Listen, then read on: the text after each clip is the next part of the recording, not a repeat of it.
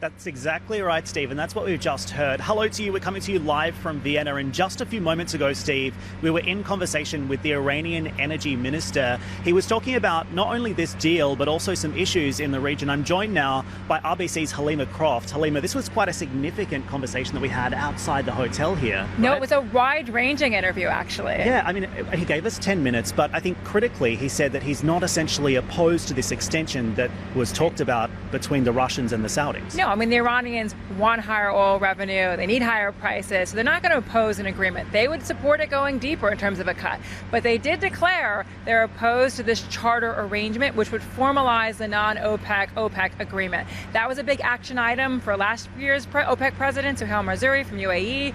He's opposing it, so that's a big sort of significant development, that we're probably not going to get a charter if Iran opposes it. Okay, so what does that mean for the rest of the OPEC group, do you think? Is it going to cause more friction, more fractures? I think it's something that the heavyweights in OPEC wanted. So I would say the Gulf states, Saudi Arabia, UAE, the big non-OPEC player, Russia, this is what they were looking to do. But I think that's precisely why Iran is drawing the line in the sand on this. They've basically said they do not want OPEC decisions being made by a small number of countries outside the Secretariat. They're looking to take OPEC decisions back to Vienna, back to the OPEC Secretariat, and have all members involved in the decision-making process. It was also really interesting to hear him say that Iran will not leave OPEC. However, he said OPEC will die. What do you think he's alluding to? No, I think he's alluding to the fact that now the decisions are not being taken within OPEC. He also talked about the politicization of OPEC, and OPEC essentially being used as a vehicle to punish Iran.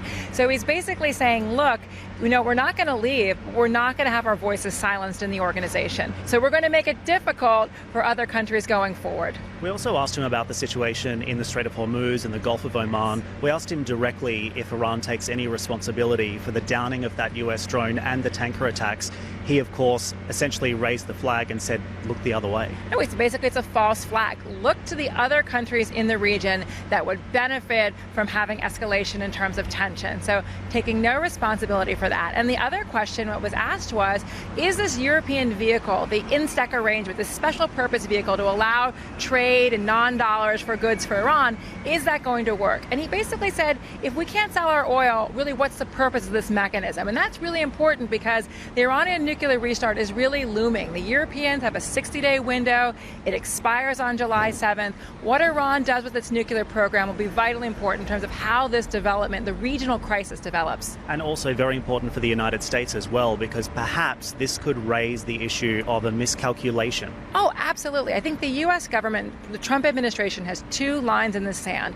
The nuclear program, President Trump keeps saying they cannot have a bomb or get close to having a bomb. So what does the restart look like? Do they spin the high-speed centrifuges? Do they enrich at higher levels? That will be vitally important. And the second issue is U.S. personnel. So if there's an attack on U.S. personnel that results in loss of life, then the U.S. is going to have a much more escalated response. He's basically saying oil going to Asia through Straits of Hormuz is not nearly as important as the nuclear file and American servicemen. Let's talk about the price impact so far. We've seen oil prices just popping in Asian trade. Clearly there's a lot of optimism coming out of the G20 on the demand side, but also do you think that perhaps traders are starting to look at this extension that's being talked about now, and that's also helping to support prices? I mean, we were in the sum of all fears on demand ever since Trump had that tweet about, restarting the trade war. Now that's potentially off-ramping, I think now people focus on the fundamentals of this market. What does the supply picture look like? I mean, Iran has lost 2 million barrels of exports over the course of the year. Venezuelan production continues to drop, and OPEC is rolling this over. So if demand holds up, then we can focus on a tightening supply picture and on all the geopolitical issues that you raised with the Iranian oil minister. Anything else we should be watching as we head into the meeting? No, I actually think what's really important to watch is what are the additional statements coming out of the Iranian foreign minister? Because again, I think the bigger story for oil this summer is going to be how does the crisis in the Middle East unfold? Hey everybody, it's Hadley Gamble from our new CNBC Middle East Bureau in Abu Dhabi. Thanks for stopping by. Now to watch more, you can try one of the videos that just popped up on your screen. And don't forget to subscribe.